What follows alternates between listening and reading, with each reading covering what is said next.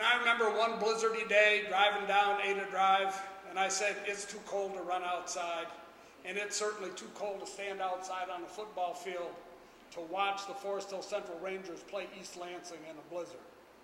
And a car had slid off Ada Drive, and there was a man in a white shirt. That's what he had on, a pair of pants and a white shirt. He was trying to push that minivan out of the ditch. And I said, wow, if that man can do that, if he is that determined, I'm going to stand up in the blizzard and watch Coach McGee's team beat East Lansing, which they did. And I remember Elliot Pierce, after Katie's last match, after 3 years playing #1 singles for Forest Hill Central. And he had a lot of courage to say what he did. Katie said, I'm going to go over and I'm going to sit on my court one last time. And Elliot and I stood there and we watched that. And Elliot looked at me and he said, you know, Tom, sometimes I thought there was a large shadow over her court. And I'm glad he said that. And obviously I still remember that he said that. But throughout all of that, our trust in you was honored. Each of our children has received a phenomenal education. Each is extraordinarily well equipped by you for their future academic and professional challenges. And each of them, and this isn't to brag about them, this is to brag about you. Each of them is a young man and a young woman that we and you and this community should be proud of. Katie was a valedictorian here. She graduated summa cum laude from Princeton in molecular biology. She went to Columbia Medical School. She's at the Cleveland Clinic today, and likely while I'm up here talking, she has cut the cancer out of some man or some woman, thanks in large part to the determination and discipline that she got from you. And Meg graduated from Hope, and Meg has an MBA from DePaul, and Meg is in Chicago, and Meg manages at her young age a $400 million a year budget.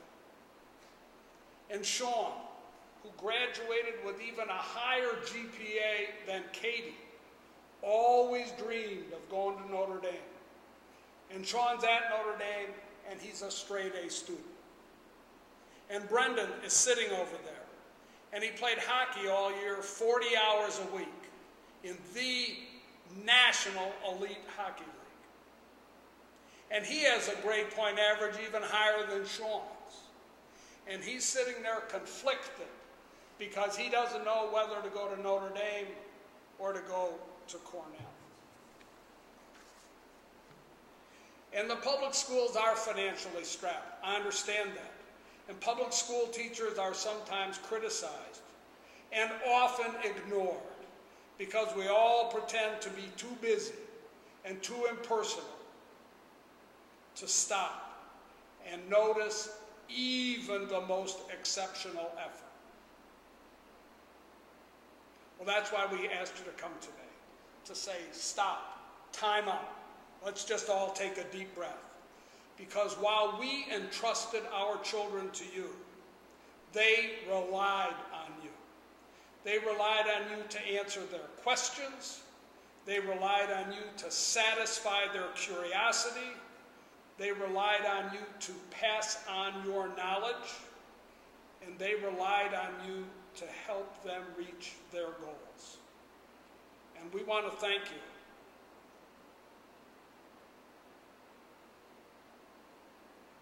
For every history class, and chemistry, and biology, and calculus, and French, and English, and literature, 6th grade, 8th grade, 10th grade, 12th grade, for each and every effort, for each and every sacrifice, for each and every bit of advice, for each and every moment of counsel, for each and every life experience, for every insight, and for all your collective and individual enthusiasm.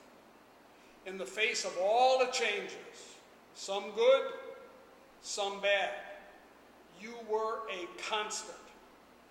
constant source of commitment, a constant source of caring.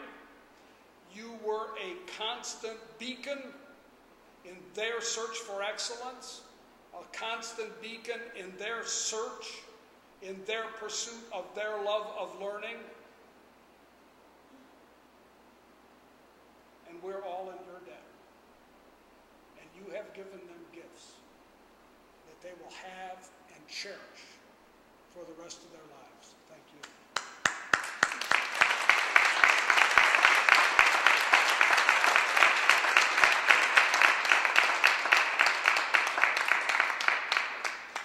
Thanks for coming. We enjoyed every moment of it. Enjoyed it.